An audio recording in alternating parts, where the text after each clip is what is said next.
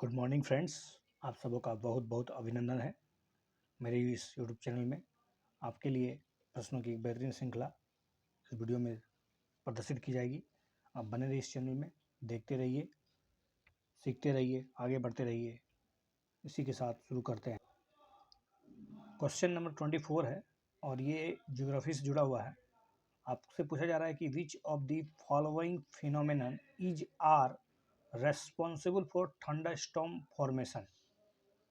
ये जो बादल की जो कड़क होती है, गर्जन होती है, उसका कारण क्या हो सकता है? ओरोग्राफी, हाई टेम्परेचर ह्यूमिडिटी या ह्यूमिडिटी, वर्टिकल विंड, कंडेंसेशन। क्या लगता है आपको, वर्टिकल विंड काम करता है? चलिए, इसका सही जवाब है सब कुछ। All are responsible for thunderstorm. सबसे पहले समझिए थंडर स्टॉर्म होता क्या है। A thunderstorm is a storm characterized by the presence of lightning and its acoustic effect on the Earth's atmosphere known as thunderstorm. A thunderstorm occur in a type of cloud known as cumulonimbus. तो ये cumulonimbus clouds के साथ होता है generally.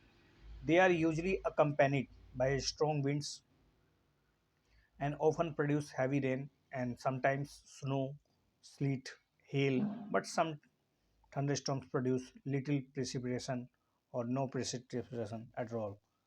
तो कोई भी बारिश ना हुई नहीं भी हो सकता है, तो no precipitation at all. Thunderstorms result from the rapid upward movement of warm, moist air, sometimes along a front. As the warm, moist air moves upward, it cools, condenses, and forms a cumulonimbus cloud that can reach heights of over 20 kilometers. As the rising air reaches its dew point temperature, water vapors condense into the water droplets or ice, reducing pressure locally within the thunderstorm cell. Any precipitation falls the long distance through the cloud towards the Earth's surface. As the droplets fall, they collide with other droplets and become larger. The falling droplets create a downdraft as it pulls cold air with it, and this cold air is spread out at the Earth's surface, occasionally causing strong winds that are commonly associated with thunderstorms.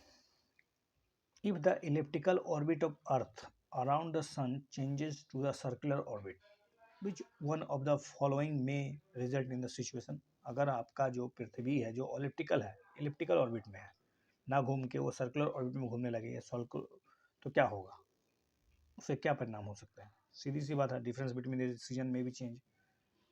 Of course season change हो जाएगा, वो जो difference है वो मतलब क्या हो जाएगा, समाप्ति हो जाएगा लगभग.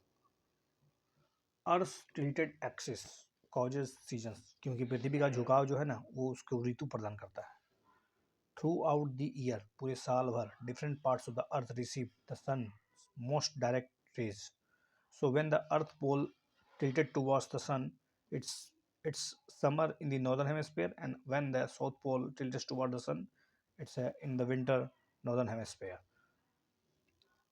Consider the following statement regarding silent feature of fold mountains. They are least likely to have conical peaks compared to the block mountains. They are least likely to have a conical peaks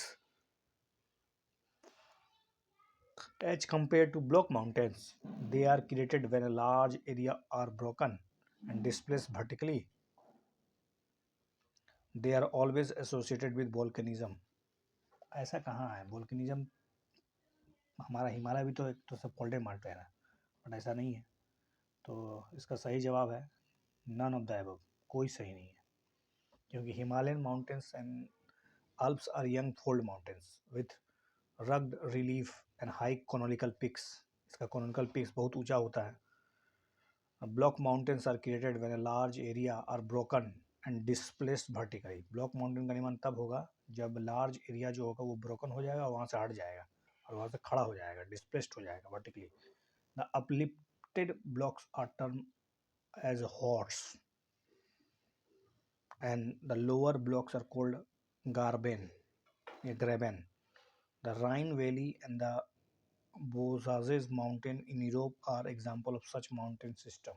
block mountain का example जैसे Rhine valley में और बोगाजेस या बोजाजेस mountain में. The Aravalli range in India is one of the oldest fold mountain system in the world at not associated with volcanic activity. Aravalli range का देख लीजिए यहाँ पर, जो कि one of the oldest fold mountain है, लेकिन इसमें किसी प्रकार का कोई वोल्केनिक एक्टिविटी नहीं होता है. तो इस बात का कहना कि हाँ वोल्केनिक एक्टिविटी होगा ही फोल्ड माउंटेन में, ऐसा कोई जरूरी नहीं है. विच of the following are the block mountains. कौन कौन से इसमें ब्लॉक माउंटेन हैं. कासगेट रेंज इन यूएसए, बोजाजेस माउंटेन, बोजाजेस या फिर बॉगेस बॉगेस mountains in France, great African rift valley. कौन कौन सा ब्लॉक माउंटेन है. दो तो डेफिनेटली है, तो इसका सही जवाब है बी, 2 और 3. Block mountains are created because of the faulting on the large scale when the large area या फिर blocks of the earth are broken and displaced vertically and horizontally. वहाँ से हटिए जाएगा तो समझिए ब्लॉक माउंटेन का निर्माण हो जाएगा. The uplifted block are termed as horst or the lowered blocks are called graben. The Great African Rift Valley, the Rhine Valley and the Bogus Mountain in Europe are example. ये सब block है, जैसे कि rift valley है, Rhine valley है, बोगस mountains. They are fold mountain नहीं है, they are block mountains. Block mountain also called fault block mountain. इसको फॉल्ट भी कर सकते हैं. गड्ढा उत्पन्न हो गया, गड्ढा और एक इतना गड्ढा उत्पन्न हो गया कि मतलब एक बहुत ऊंचा एक बहुत नीचा क्षेत्र हो जाता है. Since they are form due to the faulting as a result of tensile and compressive forces. Consider the following statement regarding land bridge. It occurs during the night. Land bridge क्या रात को होता है. Pressure gradient is from the sea to land. और pressure gradient जो होता है, दबाव का जो अंतर होता है, वो sea से land की तरफ होता है. तो लैंड ब्रिज के मतलब सीधी सीधे जो लैंड से चलती है, तो लैंड से कब चलेगा, जब लैंड जो बहुत ज़्यादा ठंडा हो जाएगा, दबाव बहुत उच्च हो जाएगा. तो लैंड कब ठंडा होगा, रात में जब ठंडा होता है. सही बात है. तो रात में जब तक बहुत ठंडा हो जाएगा वो, तो हवाएं चलना स्टार्ट करेगी. ठीक है. रात में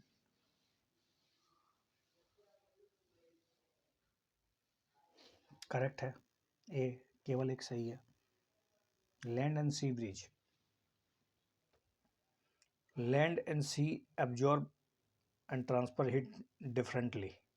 during the day the land heats up faster and becomes warmer than sea.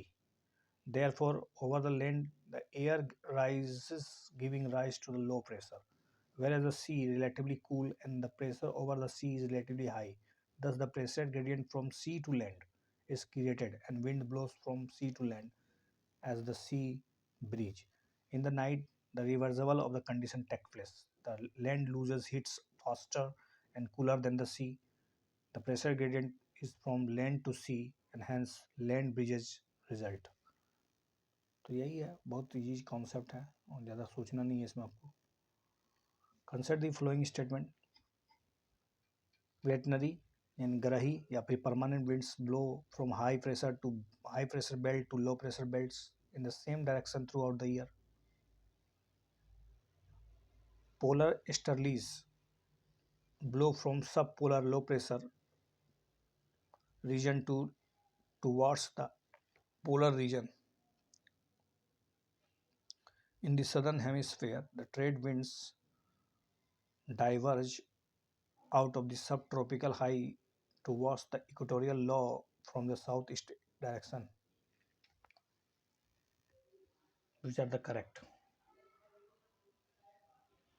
I think it's D, 1 and 3। दूसरा वाला गलत है। देखिए, प्लेटनरी और permanent winds blow from high pressure to low pressure belt in the same direction throughout the year. ये जो ग्रही पवनें होती है या जो परमानेंट पवनें होती है वो सालों भर एक ही दिशा में बहती है, वो भी हाई प्रेशर से लो प्रेशर की ओर। They blow over vast area and the continent and the ocean, दोनों में बहता है। दे आर ईस्टर्ली हो सकता है, वेस्टर्ली हो सकता है, पोलर ईस्टर्ली हो सकता है। ईस्टर्ली है जिसको पूर्वी बोलते हैं, वेस्टर्ली जिसको पछुआ बोलते हैं, पोलर जिसको ध्रुवीय बोलते हैं। ये ईस्टर्ली भी हो सकता है, वेस्टर्ली भी हो सकता है और पोलर ईस्टर्लीज हो सकता है। पहले हम बात करते हैं हम लोग ईस्टर्लीज की। देखिए, ईस्टर्लीज मैंने पूर्वा हवा, पूर्वी हवा नहीं, पूर्वा भरा है। The winds that blow from subtropical high pressure, ये सब ट्रॉपिकल हाई प्रेशर से स्टार्ट होता है टू वास द इक्वेटोरियल लो प्रेशर, और वो इक्वेटोरियल की तरफ, भूमध्य रेखी तरफ आता है। इक्वेटोरियल, ठीक है, मध्य रेखी तरफ आता है। एरियाज कोल्ड ट्रेड और ईस्टर्ली विंड्स उसको कहते हैं। तो easterly winds, because of the Coriolis effect, the northern trade winds move away from the sub tropical high in north east direction, और वो नॉर्थ ईस्ट डायरेक्शन की तरफ जाता है क्योंकि कॉरियोलिस इफेक्ट होता है, फेरल का नियम लागू होता है यहाँ पर। तो सब ट्रॉपिकल हाई बेल्ट्स को जैसे क्रॉस करेगा, सब मतलब जैसे ये भूमध्य रेखा की ओर जाएगा वो घुस जाएगा थोड़ा सा नॉर्थ ईस्ट की तरफ। इन the southern hemisphere the trade winds diverge out of the subtropical high towards the equatorial low from the southeast direction as the trade winds tend to blow mainly from east। क्योंकि ये जो है ना, ये east से ही बता है, इसलिए इसका नाम पड़ गया है ट्रॉपिकली ईस्टर्लीज। जबकि वेस्टर्लीज में जो होता है ना, winds move poleward from subtropical high pressure in the northern hemisphere and deflected to the right and thus blow from the south west, और वो साउथ वेस्ट की तरफ जाता है, साउथ वेस्ट की तरफ। These in the southern hemisphere are deflected to the left and blow from the northwest। और ये जो ब्लो है ना, ये ब्लो होता है फ्रॉम नॉर्थ वेस्ट से। दस this winds are cold westerly, इसलिए इसका नाम पड़ा है वेस्टर्लीज। पोलर ईस्टर्लीज जो होता है वो ब्लो करता है पोलर रीजन से towards the sub polar lower pressure regions. Sub polar जो होता है लो प्रेशर रीजन, वहाँ पर बहता है ये। The direction in the northern hemisphere is from north to east, ये नॉर्थ से ईस्ट की तरफ बहता है, नॉर्थ ईस्ट बहता है, नॉर्थ ईस्ट की तरफ। To the south west, north east से साउथ वेस्ट की तरफ प्रवेश करता है, नॉर्थ ईस्ट से साउथ वेस्ट की तरफ। From the south east to north west in the southern hemisphere, और सदर्न हेमिस्फीयर में जो है वो साउथ ईस्ट से बहता है नॉर्थ वेस्ट की तरफ। ऐसे आता है, ऐसे जाता है और जाके मिलता है। Consider the following statement regarding geyser. In geyser water at high pressure smoothly flows to the top through the vent and condense at the surface। Generally, geysers are located near active volcanic areas। Geyser जो है वो generally active volcanic areas के पास होता है। ये बात तो हो सकता है गीजर, लेकिन पहला वाला स्टेटमेंट गलत है क्योंकि स्टीम और वाटर एट हाई प्रेशर होता है भाई along its path. Steam or water at a high pressure along its path gets accumulated in a small reservoir, fissures, and fractures. When the pressure exceeds the threshold limit, the stream bursts out to the surface, disrupting the water at the mouth. Hence the name geyser, इसलिए इसका नाम पड़ा है geyser. Silicate deposit at mouth give them their distinct color due to the difference colours आप देख सकते हैं उसका प्रेजेंस ऑफ सिलिकेट के कारण। Generally geysers are located near active volcanic areas. Iceland is famous for its geyser. Hot water spring is something different. Steam water at a high pressure, steam हो या फिर वाटर हो जो बहुत high pressure में है, smoothly flow to the top through the vent and condense at the surface, giving rise to the spring. Some springs are very colorful because of the presence of cyanobacteria of different colors found all across the world. The characteristics red color of laterite soil comes from, जो laterite soul का जो रंग होता है वो कहाँ से मिलता है इसको, due to the presence of high phosphoric या आयरन, ऐसा आयरन प्रेजेंट होता है उसकी सॉइल में. Laterite soils are formed from the chemical decomposition of rocks. These soils mainly contain iron oxide, which gives them characteristics pink or red color. These soils are found in central, eastern, and south India. These are residual soils formed from basalt and have a high specific gravity. Consider the following statements. Alluvial soils is also known as self-plugging soil. Saline soils are found in arid and semi-arid regions and in waterlogged and swampy areas. Black soil is important for growing of plantation of crops. Yeah, of course. दो सही है खाली. क्या हुआ? Black soil are generally clay, deep, impermeable. They swell and become sticky when wet and shrink when dried. So during the dry season, these soils develop wide cracks. Thus, this occurs a kind of self-plugging.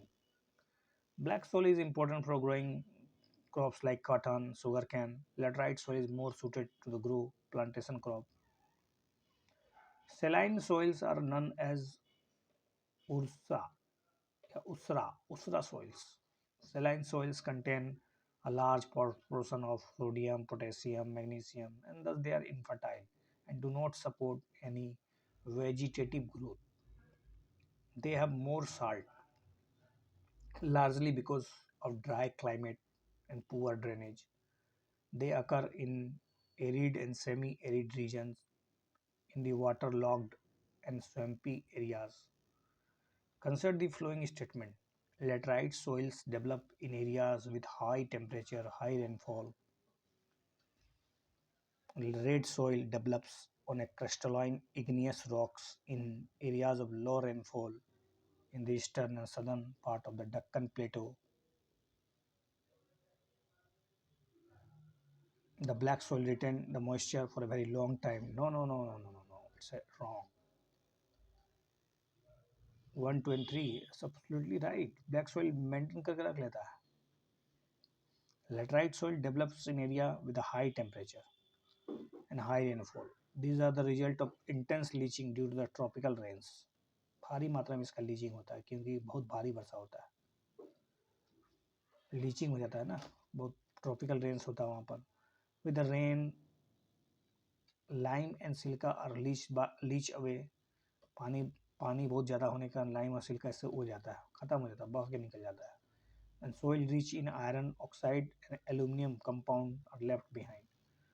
Red soil develop on crystalline igneous rocks in areas of low rainfall. तो red soil develop होता है crystalline igneous rock में, खास करके उन क्षेत्रों में जहाँ कम बारिश होती है. In the eastern and southern part of the Deccan plateau. Along the Piedmont zone of the Western Ghat, long stretches of area is occupied by the red loamy soil. Yellow and red soils are also found in the parts of Odisha, Chhattisgarh, and in the southern parts of the Middle Ganga plain. The soil develops a reddish color due to a wide diffusion of iron in crystalline and metamorphic rocks. It looks yellow when it occurs in hydrated form. The black soil are generally clay, deep, impermeable. They swell and become sticky when wet and shrink when dried. So during the dry season, these soils develop white cracks. Thus, these occurs a kind of self-clogging.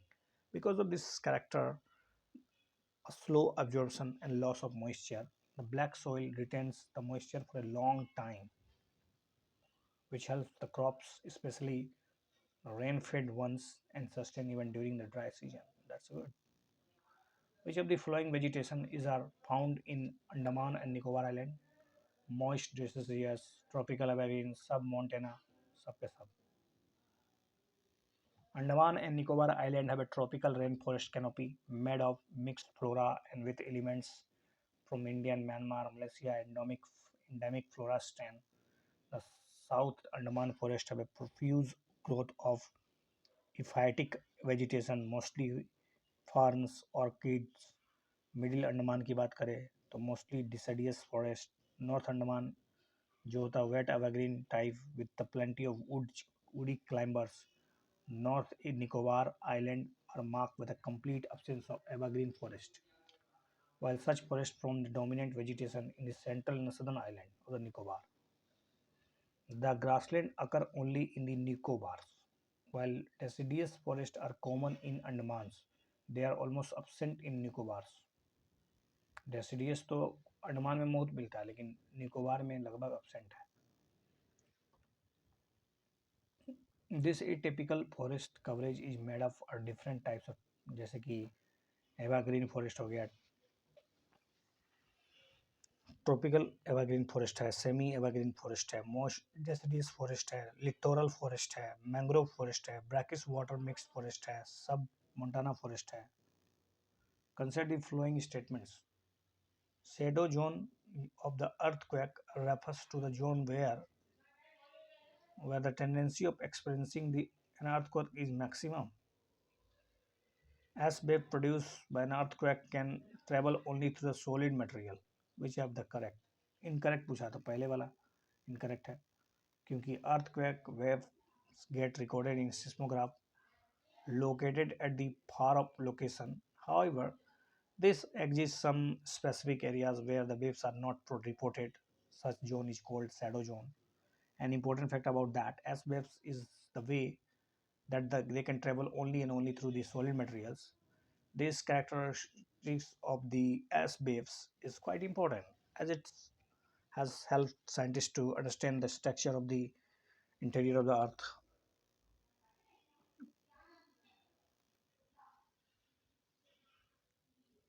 Arrange the following kharif crops in the decreasing order in the terms of area under the cultivation.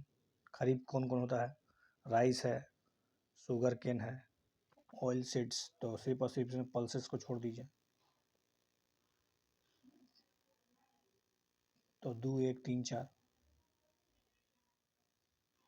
क्या है यार, decreasing order में पूछा है.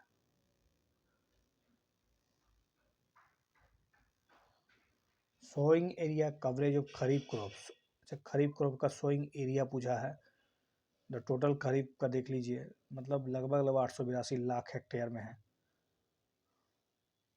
पिछले की तुलना में ज़्यादा है. राइस सबसे ज़्यादा है, उसके बाद ऑयल सीड, उसके बाद फिर पल्स, उसके बाद शुगर कैन.